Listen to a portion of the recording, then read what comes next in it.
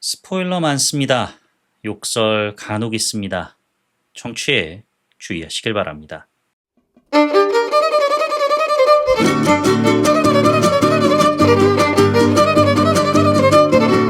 콘텐츠 대홍수 시대 요즘 뭐 보시나요? 전 이거 봅니다. 요즘 뭐 봄 난 이거 봄 91번째 에피소드 시작합니다. 안녕하세요.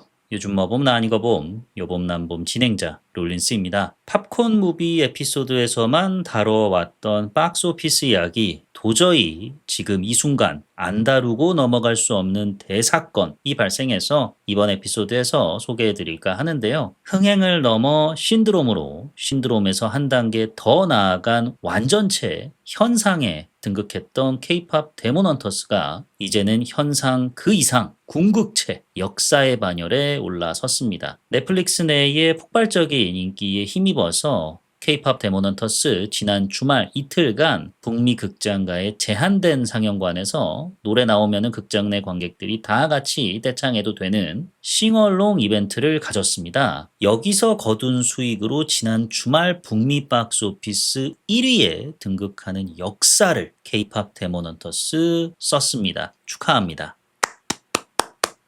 1,700여 개 정도 되는 상영관에서 이틀 동안 거둔 수익이 대략 1,800만 불이라고 합니다. 할리우드 보통의 상업 영화들이 3, 4천 개 정도의 상영관 정도를 확보하고 상영에 들어가거든요. 지난 2주 연속 1위였다가 이번에 캐대언에 밀려서 2위로 내려앉은 웨폰만 해도 개봉 3주차 상영관 수가 3,600여 개 정도 됩니다. 캐대언은 이에 반도 안 되는 상영관 수로 박스오피스 1위에 올랐다는 거니까 좌석 판매율이 상당히 높았다고 볼 수 있겠죠. 다만 캐대언의 박스오피스 1위를 두고 진정한 1위로 볼 수 있겠느냐라는 말도 나오고 있습니다.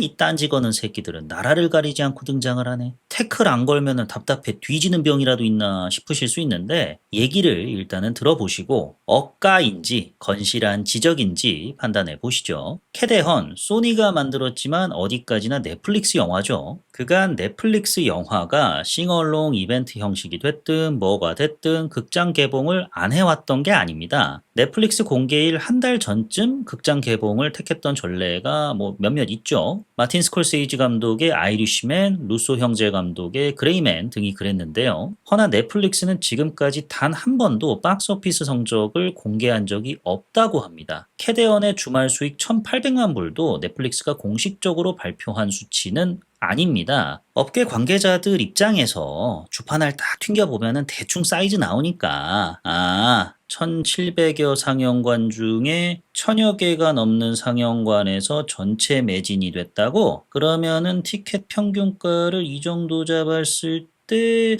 어디 보자. 이거 1,800만 정도 나오겠네. 해가지고 캐대언이 지난 주말에 1,800만 불에 달하는 수익을 거둔 것이다 라는 결과가 도출이 된 겁니다. 이 수치가 웹폰의 1,560만 불보다 높기 때문에 일단은 박스오피스 1위라 말들은 하긴 하지만 엄밀히 말하면은 공식 집계에 따른 수치라고 보기는 힘드니까 캐대언의 극장 수익은 설령 웹폰을 뛰어넘었다 추측될지언정 공식적으로 넷플릭스가 저희 이만큼 벌었습니다 라고 발표하기 전까지는 논외로 해야 하는 성적이지 않느냐라는 여론이 있다고 하더라고요. 이때쯤 제가 늘 하는 소리가 있죠. 캐대헌 진정한 박스오피스 1위 작품인가? 알바입니까? 제 아무리 일본 기업을 모기업으로 둔 미국 애니메이션 회사가 미국 스트리밍 회사에 납품한 뒤에 북미 극장가에 개봉까지 했다지만은 킹한민국 국민 입장에서 Yo everybody, please come to 남산 타워. Let's enjoy 헌트릭스 vs 사자 보이스 하고 있는데 넷플릭스 드라마 1위 빌런, 영화 1위 빌런 모두 이병헌 배우가 맡았는데 태극기가 온 천하에 펄럭이고 있는데 진짜 1위인가 아닌가가 뭐가 중요합니까 지금? 우리 입장에서는 그저 인기가 식을 줄 모르고 있다. 이게 중요한 거죠. 저의 이 불타는 애국심 살랑해요 한쿡 언제 사그러들지 감이 안 잡힙니다. 오늘도 국뽕에 또 취합니다. 두 번째 오프닝 소식으로는 시드니 스위니 배우와 이찬혁 가수 간의 상관관계입니다. 시드니 스위니 배우를 모델로 기용해서 시드니 스위니 has great jeans 라는 슬로건을 내걸었던 아메리칸 이글 청바지 광고가 미 전역을 들끓게 만들었죠. 우생학에 기반한 백인 우월주의다. 나치랑 다를 게 뭐냐? vs 언어 유희 아니냐. 광고에 백인 우월주의가 어디 있어. 광광 봐. 광고는 광고로 좀 봐라. 시끌시끌 했잖아요. 시드니 배우를 향해 인종차별주의자다라는 비판이 공개석상에서 가해지는 등 점입가경으로 이 일이 치닫게 되었지만은 정작 시드니 배우의 화제성은 연일 상종가를 경신 중이라고 하고요. 아메리칸 이글의 주가 또한 꾸준히 상승세를 타고 있다고 합니다. 이에 미국 내 다른 의류 회사들이 너도 나도 타이밍이 좀 공교롭게도 새로운 청바지 광고를 선보이고 있는데요. 전통의 청바지 명가 리바이스 비욘세 누님을 모델로 한 The Denim Cowboy라는 광고 영상을 제작했습니다. 광고의 내용은 또 윤세 누님도 한 몸매 하시니까 누님 몸매에 딱 맞는 청바지 청자켓 쫙 빼입으셔가지고 온갖 이 색도 시발 시전하는 시드니 배우의 광고와 비슷한 전형적인 섹스어필 광고이긴 합니다. 아메리칸 이글 광고와 다른 점이 있다면은 좀 더 그 윤세 누님의 의상이 화려해요. 시드니 배우는 청자켓, 청바지 외에 이렇다 할 아이템을 착용하거나 덧대지 않았던 반면에 윤세 누님은 이제 화려한 주얼리를 좀 많이 착용을 하셨어요. 이를 두고서 보수 진영에서 공격하기에 이릅니다. 비욘세의 저 쫙 펴진 금발 머리부터 주렁주렁 주얼리들까지 시드니 배우 광고랑 비교를 해봐라. 이거 얼마나 가짜 같냐. 자연미라고는 전혀 없어. 이런 인공적인 광고를 시드니 배우 광고 이후에 내놓다니. 야, 리바이스 너네 완전히 똥볼 찼다. 비욘세도 저게 뭔 망신이야. 이런 비판들을 가하니까 그 비판 내용들을 또 윤세 누님이 콘서트 하기에 앞서서 막 틀어 제꼈어요. 얘네들이 나를 이런 식으로 비꼬고 있다. 이 얼마나 저열하냐. 이런 식으로요. 이 외에 갭에서는 다인종 K-팝 걸그룹 캐츠아이를 모델로 한 Better in Denim이라는 광고를 만들었는데 캐츠아이 팀도 한 퍼포먼스를 하지 않습니까? 또 섹시한 청청 의상을 입고 관능적이면서 파워풀한 안무를 광고에서 선보이는데요. 다인종 걸그룹이다 보니까 다양성이 광고에 좀 녹아있죠. 아메리칸 이글 광고에 대비되는 지향점을 시사하고 있는 건데 리바이스든 갭이든 광고를 통해 전달하고픈 메시지가 뭐가 됐든 간에 시드니 배우 광고와 차별화를 시도하려 하면 할수록 되려 시드니 배우의 광고만 더욱더 부각되게 되고 있는 거죠. 지금 판때기가. 마치 악동 뮤지션 악뮤 이찬혁 씨가 힙합과는 전혀 다른 장르에서 활동하고 있는데도 불구하고 대한민국 힙합씬에서 뗄래야 뗄 수 없는 인물이 된 것처럼요. 이찬혁 씨가 쇼미더머니에서 어느새부터 힙합은 안 맞죠. 이거 하나로 대한민국 힙합씬을 혼돈의 카오스로 몰았기 때문인데요. 피처링 전체 맥락을 살펴보시면은 유행만을 쫓는 문화 소비 패턴에 대한 이찬혁 씨 나름의 이제 경고였었죠. 철학 대신 유행만을 쫓는 풍토에 힙합도 예외는 아니다. 이것이 그 피처링의 핵심 메시지였는데 어느새부터 힙합은 안 멋져 그 가사 한 줄에 긁혀가지고 광분했던 힙합 래퍼들 참 많았죠. 찬여가 너 나 마주치면은 가만 안 둔다. 형은 너보다 어쩌고 저쩌고 가관이었어요. 아니 군대도 안 갔다 온 건모애들이 해병대를 어떻게 때려눕히겠다는 건지 도당체 이해가 안 되긴 하는데 이러면 이럴수록 더 이찬혁 씨만 부각이 됐었고 각광을 받고 그랬었단 말이죠. 힙합씬의 광분에 이제 별다른 대응을 안 했던 그때 그 이찬혁처럼 시드니 배우 또한 자기 인스타에 스카이다이빙 하는 영상 막 올리고 여전히 특별한 입장을 내고 있지는 않습니다. 그래서 더더욱 시드니 스위니 배우가 주목을 받고 있고요. 물론 시드니 배우가 이찬혁 씨처럼 어떠한 어젠다를 뭐라고 해야 될까요? 청바지계에 던진 건 아닙니다만 어째 이 청바지 대전 돌아가는 꼴이 가면 갈수록 아메리칸 이글 광고를 비판하는 사람들의 의도 그리고 목적과는 달리 시드니 배우의 주가와 명성만 더 띄워주는 쪽으로 귀결이 되는 것 같아요. 예. 화이팅 하시고요. 저는 시드니 배우, 윤세 누님, 캐츠아이 다 사랑합니다. 이쯤에서 본격적인 이야기 시작해 보겠습니다. 요즘 뭐 봄 나 아니고 봄, 요봄 난봄 91번째 에피소드 소셜 시크릿 섹스. 이 모든 것을 함축한 붉은 선에 대한 이야기 S라인 지금 시작합니다. 웨이브 오리지널 드라마 S라인은 동명의 웹툰을 실사화한 작품입니다. 넷플릭스 드라마 살인자 이응난감의 동명 원작을 선보였던 꼬마비 작가가 웹툰 S라인의 원작자고요. 영화 보희와 녹양을 선보였던 안주영 감독이 드라마 S라인의 연출을 맡았고 극본에도 참여했습니다. 당초 드라마 S라인은 옴니버스 형식이었던 원작의 색채를 살려서 여러 감독이 각자의 에피소드를 만들어내는 형식으로 제작하려 했답니다. 드라마 작업이 본 궤도에 오르게 되면서 전체적인 흐름을 이끌어갈 주인공이 필요하다 느꼈던 제작진은 각 에피소드들을 하나로 묶는 작업을 거치게 됐는데요. 주인공들이랑 잘 맞을 것 같은 에피소드들을 원작에서 추리다 보니까 6부작이 되었다고 합니다. 이러한 과정을 거치면서 안 감독의 단독 작품으로 정리가 되었고 안 감독이 각색 및 극본까지 참여하게 된 거죠. 웨이브에 따르면은 S라인은 공개 후 유료 가입 견인, 시청 인기 순위 등 각종 지표에서 1위 자리를 거머쥔 뒤 꾸준히 순위를 유지한 끝에 2025년 상반기 웨이브 최고 흥행작에 등극했다 합니다. 공개 전에는 제8회 칸 국제 시리즈 경쟁 부문 8작품 중에 하나로 선정되어서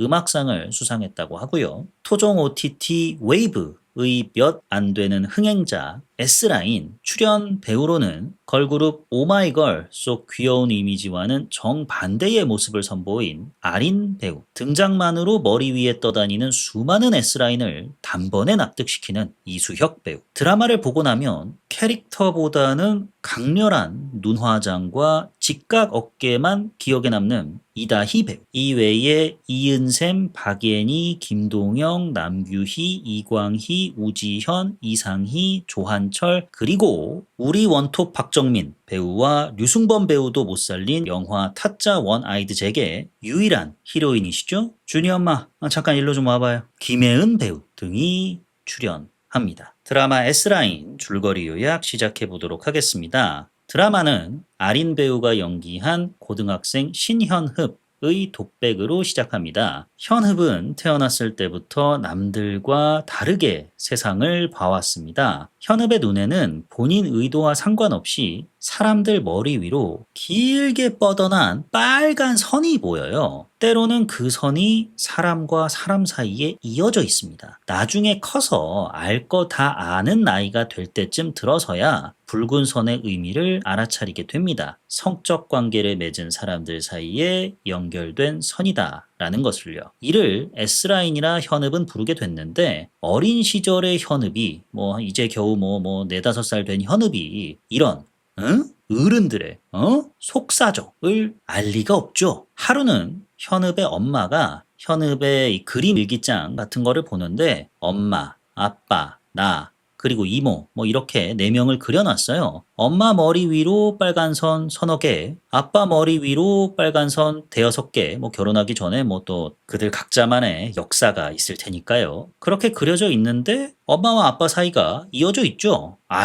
과정이 있어야 눈에 넣어도 아프지 않을 자식이라는 결과물도 나오는 거니까 이상할 게 없는데 아빠하고 이모 사이가 연결되어 있습니다. 이때부터 엄마는 아빠와 이모 사이를 의심하기 시작했고 결국 엄마는 아빠를 살해하고 자취를 감춥니다. 이게 현흡이 마지막으로 기억하는 엄마의 모습이에요. 자기 때문에 집안이 풍비박산 났다고 생각하는 현흡은 죄책감에 허덕이며 살아갑니다. 미성년자가 대체 어디서 돈이 났길래 홀로 방 2-3칸 딸린 빌라에서 택배 및 배달로 대다수 의식주를 해결하게 된 건지는 드라마는 전혀 설명하지 않지만 여튼 죄책감에 시달리던 현흡은 암막 커튼 사면 될 것을 굳이 박스 한 장 한 장 찢어서 창문에 붙여놓고 외부 불빛을 차단한 채 학교도 나가지 않는 은둔형 외톨이로 살아가게 됩니다. 그러던 어느 날 현흡이 사는 동네에서 헬멧 쓴 괴한에 의한 연쇄살인 사건이 일어나게 됩니다. 피해자는 전부 젊은 여성이었는데요. 사건을 조사하던 이수혁 배우가 분한 한지욱 형사는 피해자들 관련 특이점들을 발견하게 됩니다. 우선은 사건 현장이 마치 연극 무대를 옮겨놓은 듯 잘 정돈되어 있습니다. 살인범과 이 육박전을 피해자가 벌인 듯한 흔적 같은 게 없어요. 피해자들 시체에서도 정액이나 상흔 같은 각종 폭행의 흔적들이 없고요. 수사가 지지부진하던 중 현읍은 박예니 배우가 소화한 현읍의 이웃인 이희원의 집에 헬멧을 쓴 인물이 방문하려는 것을 목격합니다. 현읍의 눈에는 S라인이 보이잖아요. S라인이 많은 사람도 눈에 띄지만은 딱 하나만 있는 사람도 적잖이 현읍의 시선을 끌겠죠. 아니나 다를까 헬멧을 쓴 인물의 머리 위에는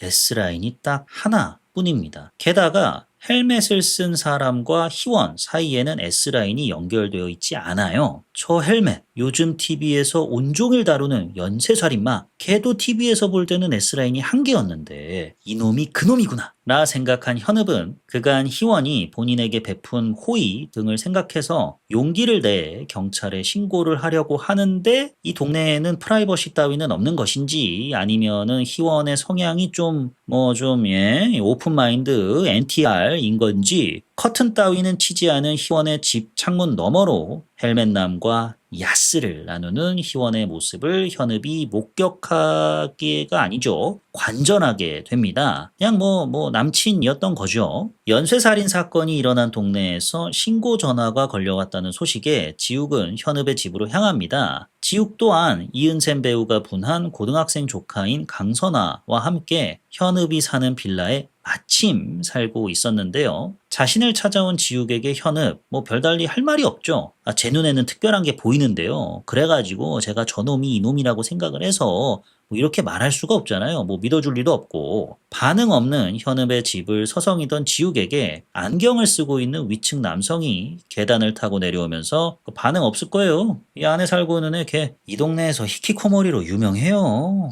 계속 벨 눌러봤자 소용없어요. 라고 일러주죠. 그 후 지욱과 현읍 어찌저찌 대화를 나누기는 하는데 지욱 큰 소득을 얻지 못하고 서로 돌아갑니다. 서로 돌아가 보니까 얼마 전 살해당한 여성의 1년 전쯤 헤어졌다는 전 애인에 대한 정보를 지욱이 받아보게 됩니다. 어째 이 애인 낯이 익습니다. 그렇습니다. 방금 전에 봤던 윗집 남자예요. 근데 이 윗집 남자 증명사진에서는 안경을 쓰고 있지 않습니다. 패션 안경인가? 지욱은 의아해하죠. 그날 밤 희원은 어김없이 동네 주민들을 상대로 트루먼 쇼를 펼치고 있었습니다. 거실방을 훤히 만천하에 드러내놓고 있었는데요. 희원을 구하겠다며 박스떼기를 치워놨던 현읍은 창문 사이로 들어오는 한 줄기 불빛에 매료가 된 것인지 아니면은 알고 보니 히키코모리는 컨셉이었던 건지 떨어진 박스를 다시 안 붙여놨어요. 그래서 이제 현읍의 희원 훔쳐보기는 계속되는데요. 이번에도 헬멧 쓴 사람이 희원의 집을 찾습니다. 그때 그 남자구나 하고 넘어가려는데 S라인이 하나네? 아니 그 전에 희원하고 관계를 맺었으니까 두 개여야 하는데 S라인 같은 것을 알 리 없는 희원은 헬멧에 패티시가 있는 건지 이 사람이 누군지 확인도 안 하고 헬멧 쓴 사람을 집에 맞이를 해줘요. 신기하죠? 그렇게 또 한 번의 야스야스가 벌어지나 했는데 헬멧 속의 인물은 이전 헬멧남과는 다른 사람이었습니다. 그 정체는 바로 안경을 쓴 윗집 남자였는데 과연 안경 쓴 윗집 남자를 맞이한 희원의 운명은 어떻게 될까요? 그저 헬멧 패티시가 있는 희원의 양다리였던 걸까요? 그게 아니라면 안경 쓴 윗집 남자는 대체 왜 희원을 찾아온 걸까요? 안경은 어쩌다가 쓰게 된 걸까요? 위험에 처한 것 같은 희원을 히키코모리 현읍은 그저 지켜만 볼까요? 민중의 지팡이인 지욱은 어디서 뭘 하고 있는 걸까요? 지팡이를 다른 곳에 쓰고 있느라 바쁜 걸까요? 지금 웨이브를 통해 확인해 보시기 바랍니다. 드라마 S라인을 보고 제가 느꼈던 좋았던 점과 아쉬웠던 점에 대해서 말씀드려 보도록 하겠습니다. 먼저 이 소재가 참 인상적이더라고요. 자세히 얘기를 풀어보자면 드라마 S라인은 원작의 프리퀄 성격을 띠고 있습니다. 원작에서는 어느샌가 사람들 머리 위로 빨간 선이 보이기 시작했다라는 설명과 함께 이미 이 세상 모든 사람이 서로의 S라인을 볼 수 있게 되었다를 전제로 깔아놓고 시작을 하거든요. 드라마 S라인은 어떻게 모든 사람이 S라인을 볼 수 있게 되었는가로 나아가는 내용을 담고 있지 않습니까? 감독 인터뷰를 보니까 애초에 드라마 기획 때부터 결말이 이렇게 정해져 있었대요. 이 결말에 대해서는 참 할 말이 많은데 뭐 아쉬웠던 점에서 하기로 하고, 결말을 이렇게 정해놓고 S라인이 보이기 전까지의, 이게 모든 사람 눈에 S라인이 보이기 전까지의 상황을 드라마를 통해 풀어낸 거죠. 저는 원작을 읽지 않아서 원작이 갖고 있는 고유의 매력이 뭔지는 정확하게는 모르겠지만 감히 추측을 해보자면, 이 소재만으로 좀 추측을 해보자면 S라인, 그러니까 야스는 성관계는 사실상 맥거핀인 거죠. 이로 인해서 벌어지는 일들에 원작도 당연히 주안점을 뒀을 것 같아요. 금기시된 관계에 대한 이야기가 나올 수도 있고, S라인 개수에 따른 심리 변화 또 뭐 다룰 수 있을 거고, 이 모든 게 결국에는 이제 사생활에 관한 것이기 때문에 훔쳐본다, 관음이 주는 쾌락, 뭐 나아가 뭐 쾌락인 줄 알았지만은 늪이었던 건에 관하여에 대한 이야기 등이 원작에서 작가 특유의 화풍과 맞물려서 펼쳐졌을 거라고 생각해 봅니다. 드라마에서도 원작의 그 특유의 질감, 이게 살아났는지는 모르겠습니다만 적어도 드라마 내용도 아마 제가 추측하는 것과 비슷하게 S라인을 볼 수 있게 된 인물들이 벌이는 인간 군상극을 주로 다루고 있잖아요. 좀 피상적으로 다루고 그친다는 느낌이 적진 않았습니다만 대단히 도발적인 소재였고 흥미로운 관람 포인트들을 안겨다 주어서 다분히 인상적이었습니다. 원작의 소재 자체도 이처럼 좋은데 이 소재를 드라마에서는 프리퀄적인 성격을 띠기 위해서 소수에게만 부여를 했지 않습니까? 그것도 선천적, 후천적으로 나눠서 태어날 때부터 이 능력을 갖게 된 현읍은 S라인을 보게 되는 것을 저주라고 생각하죠. 안경을 낀 사람들은 안경이 보여주는 인간관계망에 처음에는 흥미를 느끼다가 점차 이 인간관계망,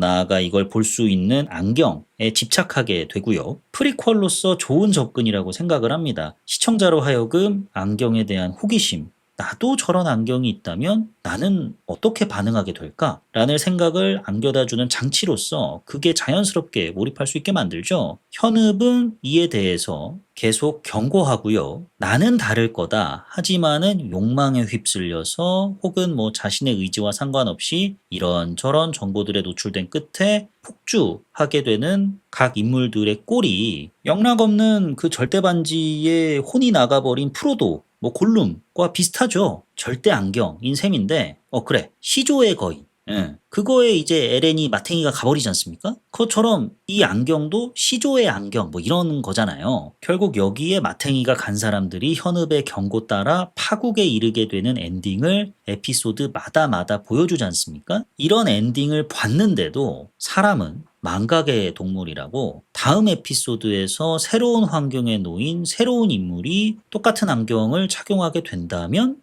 그러면 이 사람한테는 또 어떤 일이 벌어질까? 이런 궁금증을 드라마가 안겨다 주더라고요. 제가 OTT 시리즈는 다음 화를 보게 만들 수 있어야만 한다. OTT 드라마라면은 후킹 능력이 확실해야 한다. 줄창 얘기를 해왔지 않습니까? S라인도 후킹이 아예 없는 건 아닙니다만 후킹보다는 드라마의 메인 컨셉, 이 사람 저 사람이 안경을 쓰게 된다면 어떤 일이 벌어지게 될까라는 이 컨셉에 대한 호기심이 더 다음 에피소드를 클릭하게 만드는 힘으로 제게 작용했습니다. S라인으로 인해서 벌어지게 되는 일이라는 이 큰 줄기는 이어가면서 원작처럼 옴니버스 형식을 유지해 나간 건데 이 자체만으로도 다음 화를 계속해서 클릭하게 만들더라. 이거는 이 드라마가 지니고 있는 대단한 강점이다. 이렇게 느꼈습니다. 이러한 강점, 다음 안경 주인에게는 어떤 일이 벌어질까? 의 근간에는 아무래도 대도파민의 시대에 자극을 살짝 얹어줘야 하니까 금기시된 관계를 깔아놨죠. 에피소드 선정 그리고 배분을 잘했다고 느껴진 게 1화에서는 설정에 대한 설명을 해야 하니까 그렇다 치고 안경에 대한 본격적인 얘기는 2화부터 벌어지지 않습니까? 2화에서 다루는 금기시된 관계가 뭡니까? 고등학교 선생님과 일진 학생, 성인과 미성년자 간의 부적절한 관계죠. 2화에서부터 불쾌하지만 있어서는 안 된다지만은 세고 자극적인 관계를 다루다 보니까 그 다음 에피소드부터는 뭐 제가 쓰레기여서 그런 걸 수도 있겠습니다만은 계속 불쾌한 상상을 하게 만들어요, 드라마가. 3화에서 그 파혼한 영어 선생하고 그의 누나 뭐 매형에 대한 이야기가 나오잖아요.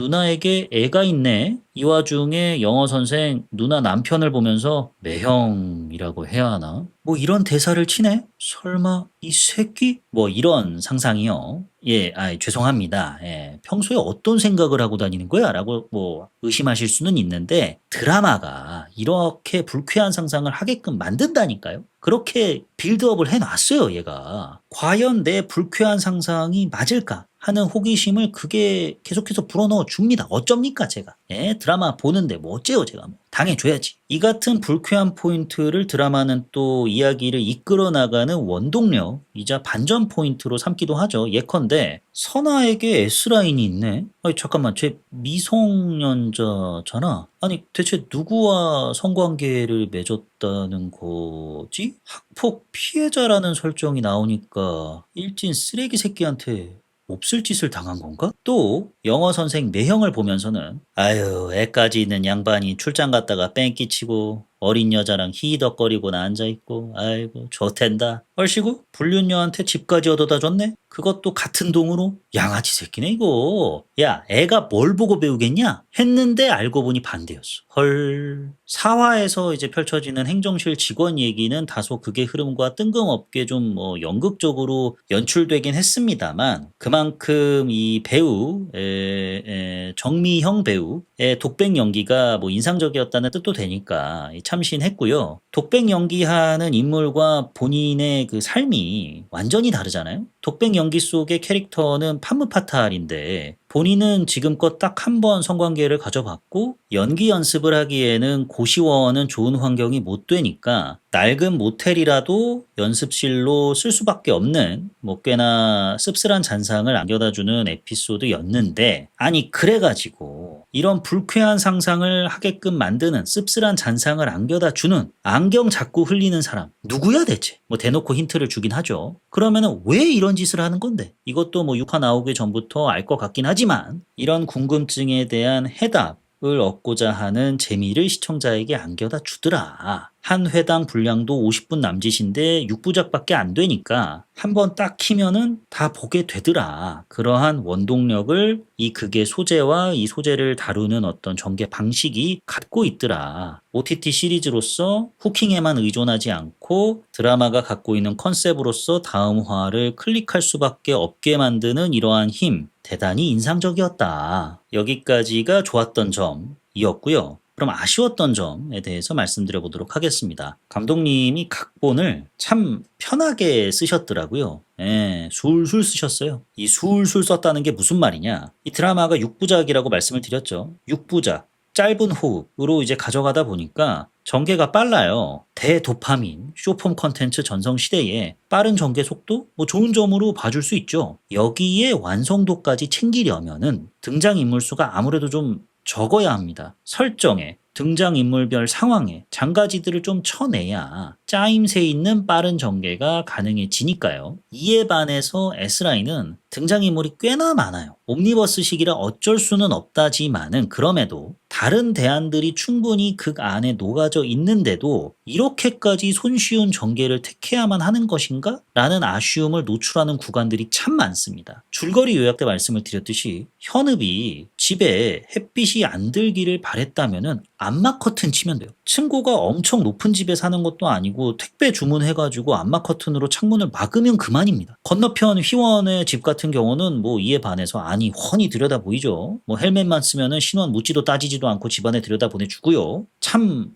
극본 쉽게 쓰셨어요. 술술 쓰셨어요. 그죠? 주변 환경뿐 아니라 이제 인물의 어떤 행동, 성격 뭐 이런 것들을 또 한번 토파보자면 선아 같은 경우 안경을 쓰게 된 뒤로 얘 성격이 갑자기 180도 변하잖아요. 아니 뭐 그래 서로 연결되어 있는 그런 붉은 선 보면서 얼씨구 그렇게 고상 떨더니 선생과 그렇고 그런 사이였네. 저 인간들은 또 불륜 관계네. 하면서 일종의 우월감을 느낄 수 있다고 생각합니다. 저라도 그럴 것 같아요. 이로 인해서 성격에 뭐 자신감이 좀 붙었다. 이것도 충분히 그럴 수 있다고는 생각합니다만 그런다고 왕따였던 애가 교내 인싸가 돼요? 일진들에게 찍힐까봐 일부러 피해 다녔던 학폭 피해자를 갑자기 동급생들이 어화둥둥 해준다고요? 무리수죠. 예. 미성장의 현읍이 뭐 알바생으로 급작스럽게 아마 급작스럽게란 표현 제가 앞으로 엄청 많이 쓸 것 같은데 여튼 뭐 알바생으로 급작스럽게 채용되는 것도 그렇고 폐업한 뒤에도 미성장 키를 현읍이 가지고 있던 것도 그렇고 너무 휘뚜루마뚜루 건너뛰는 게 많아요. 휘뚜루마뚜루 건너뛰어 가면서 챙길 거라도 챙기면 뭐 오케이 하겠는데 드라마가 후반으로 가면 갈수록 챙기는 것도 없고 심지어 불필요한 장면까지 집어넣으면서 그간 캐릭터 성격, 빌드업 해놓은 성격에 반하는 행동을 하게 만들고 이게 정말 가관으로 치닫습니다. 현읍이 준선과 첫 경험을 갖는 장면이 대표적인데요. 둘 다 극 중에서 미성년자 학생이다 보니까 뭐 적나라한 배드신이 나온다거나 시각적으로 불편한 순간이 연출되진 않습니다만 현읍의 캐릭터를 생각을 해봤을 때 굳이 성관계를 통해서 뭐 유대감의 증표 같은 것을 가졌어야만 했는가 의문이 드는 거죠. 현읍은 S라인에 대해서 혐오 정서를 더 크게 갖고 있죠. 빌라 창문 너머로 부부간 S라인으로 연결되어 있으면서 행복한 순간을 향유하는 이웃 가정의 모습들을 보긴 합니다만 그럼에도 S라인을 볼 수 있는 이 망할 능력 때문에 내 인생 이 모양 이 꼴 됐다라는 생각이 더 크잖아요. 이거를 이제 좀 좋은 쪽으로 활용을 해보자라고 결심을 했지만 이제 자기 인생에 있어서 그런 생각을 갖게 된 거는 불과 뭐 길어봤자 몇 개월밖에 안 되는 거고 자기가 그간 S라인에 대해서 갖고 있었던 정서는 혐오가 더 크단 말입니다. 그런 현읍을 용기를 내 집 밖을 나왔지만 여전히 겉돌기만 하던 현읍을 상대로 준성과 경진이 손을 내밀잖아요. 현읍에게만 보이는 유형의 선 말고 우정이라는 무형의 선 혹은 뭐 풋풋한 첫사랑이라는 순수한 감정의 선으로 사람들과 연결이 되어서 세상에 한 걸음 더 내딛는 현읍의 모습을 드라마가 보여줘 왔는데 이 방점을 꼭 야스로 찍을 필요가 있었는가 싶은 거죠. 연애한 지 좀 되고 나서 그때 뭐 사랑의 징표로 내 첫 S라인은 너였으면 좋겠다 해가지고 이제 남친하고 야스를 한다면 모를까. 사귀기도 전에 갑자기 분위기 야스가 형성이 되는 거잖아요. 아니 요즘 그 젊은 친구들 사이에서 자고로 연애란 선색 후사가 좋지 라는 둥 난 자만추 스타일이야.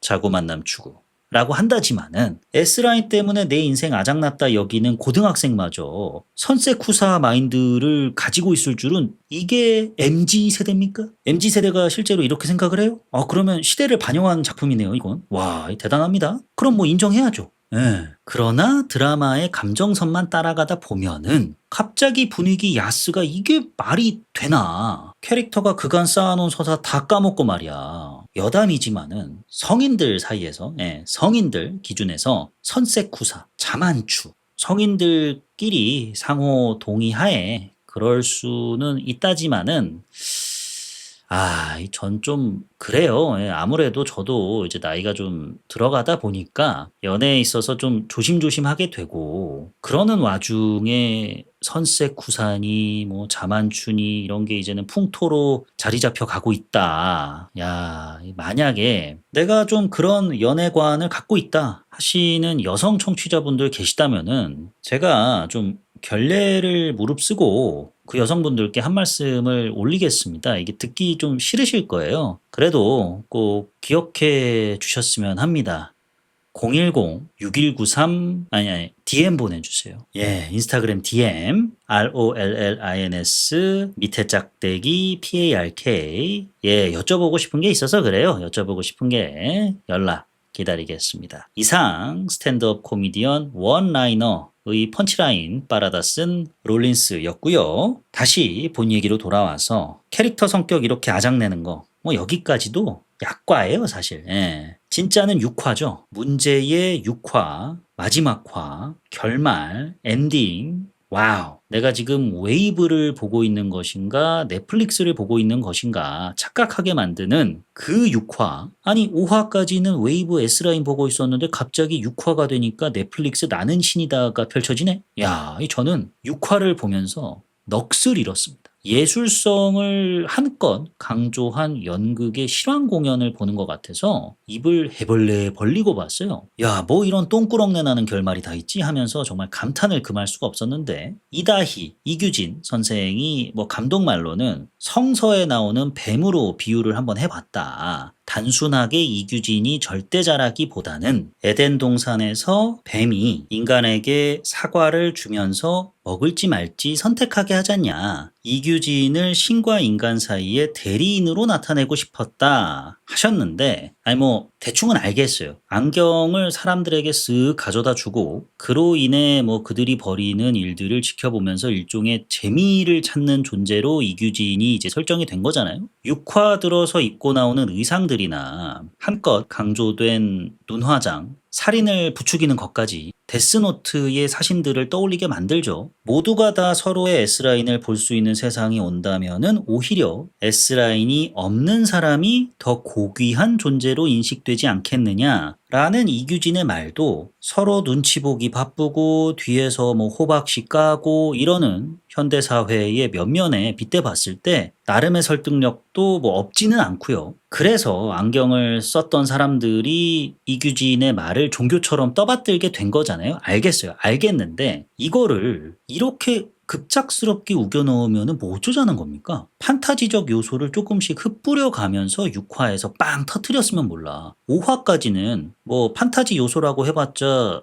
머리 위로 보이는 빨간색 선뿐이잖아요. 사실상 거드는 거고 인간 군상극의 방점을 찍고 극을 꾸려 나갔으면서 6화에서 이렇게 폭주를 해버리면 시청자 입장에서는 받아들일래야 받아들일 수가 없죠. 방지턱이랄 게 없잖아요. 아니, 보이지가 않는데. 게다가 그 전에는 S라인을 혐오하던 현읍이 인생 첫 S라인, 뭐 굳이 꼭 만들 필요가 있어야 했나 싶지만은 뭐 여튼 만들었는데 그거를 그 S라인으로 연결된 준선을 작품이 죽여버렸단 말입니다. 캐릭터가 처한 상황을 극단으로 밀어붙여가지고 뭐 메시지를 전달하고 싶었던 것 같은데 모든 게 다 급작스러우니까 뭔 말을 하고픈지 도당체 알 수가 없어요. 가뿐 야스 급작스러워. 남친의 죽음? 얘도 급작스러워. 이런 마당에 판타지 전개 펼쳐가면서 뭐 이제 세상이 바뀔 거라는 둥 무슨 사람들의 뭐 욕망을 찾아간다는 둥 씨부려 되니까 이게 뭔가 싶은 거죠. 애초부터 결말을 정해놨다면서요. 그러면은 결말에 맞춰서 앞에 호흡을 정돈을 했어야죠. 드라마를 다 보고 나니까 필요 없는 인물들이 너무 많게 느껴져요. 이럴 거면 이렇게 끝냈을 거였으면 애초에 이렇게 기획을 했었으면 사화 행정실 직원 그 서사 빼버리고 현읍의 인간관계도 우정, 뭐 사랑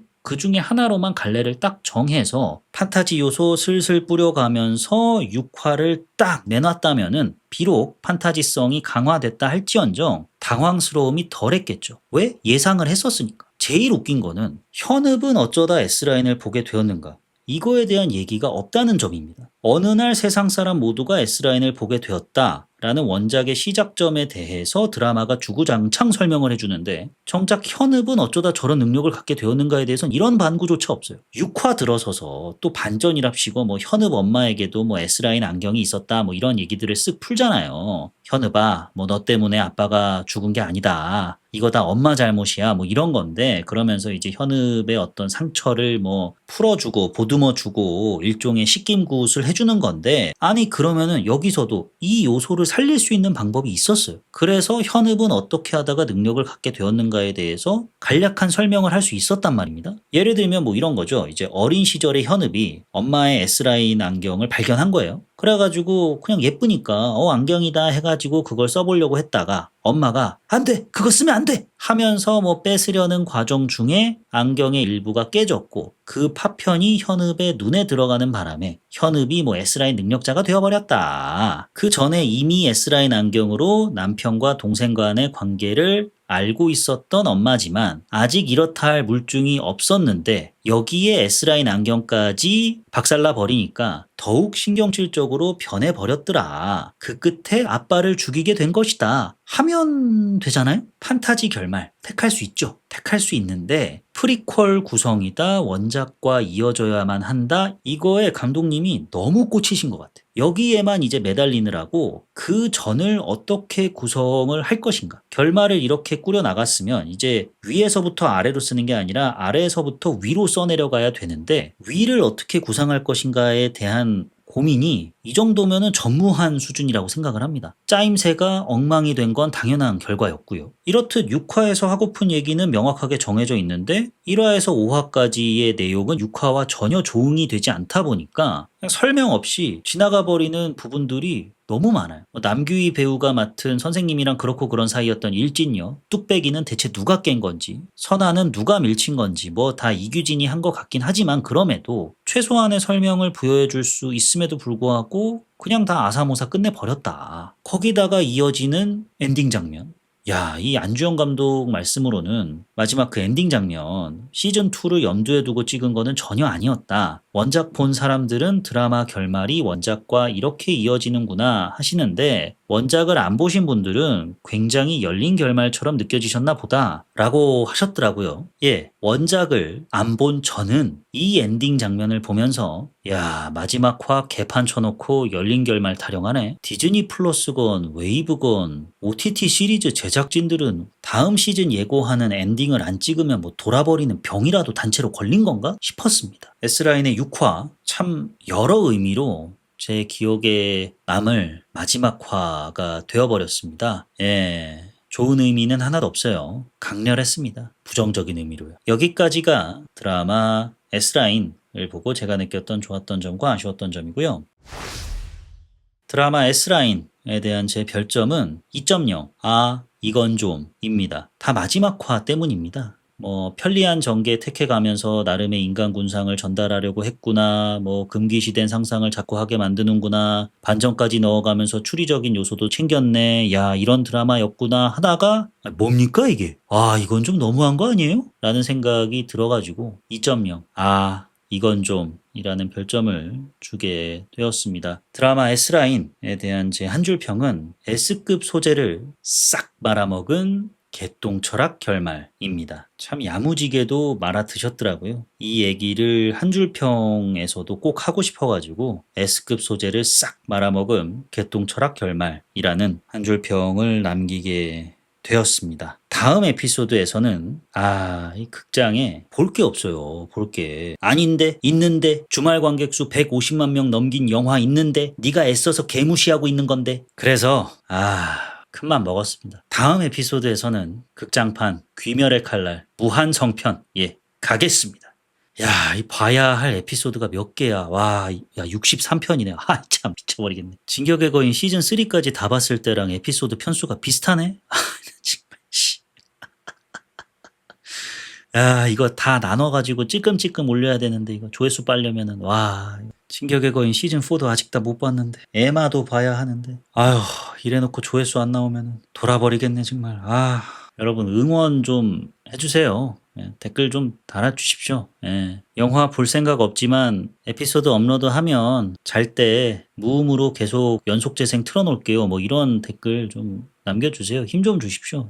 다음 에피소드에서 뵙겠습니다. 이거 언제 다 보냐. 미쳐버리겠네. 조금 늦더라도 이해를 해 주십시오. 화이팅입니다. 여기까지가 요즘 뭐봄 아닌 거봄 요봄 난봄 91번째 에피소드 S라인이었습니다. 지금까지 저는 진행자 롤린스였고요. 들어주셔서 대단히 감사하고 다음 주 에피소드도 최소 5번 이상 들어주신다는 것에 벌써 감사 인사 올리렵니다. 그럼 안녕히 계세요.